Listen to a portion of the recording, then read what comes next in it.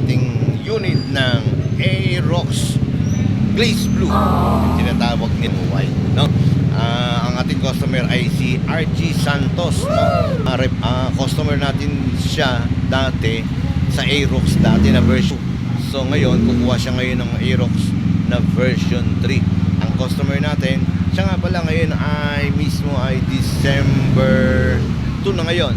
December 2 na, no? Napakalaki na talaga. So puntahan natin ating customer doon para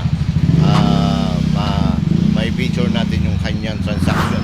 At ito yung mismo kanyang unit, no? Ilalabas na. Yan mismo. So okay, dyan nga pala kayo muna at mamaya ipapakita namin sa inyo yung mga picture namin ni RG Santos.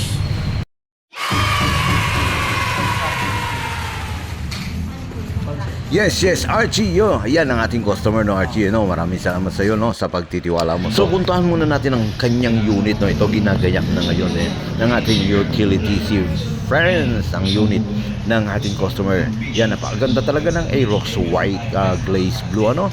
Tingnan nyo naman, ano. Ikutan natin ang kanyang unit, ano. So bago ito i-release yan, ginagayak muna yan, kinukuha mo na yung stencil. Yes, okay, Sir Archie Santos, siya nga pala kumuha dati sa atin ng NMAX, no, na version 2, hindi pala Aerox.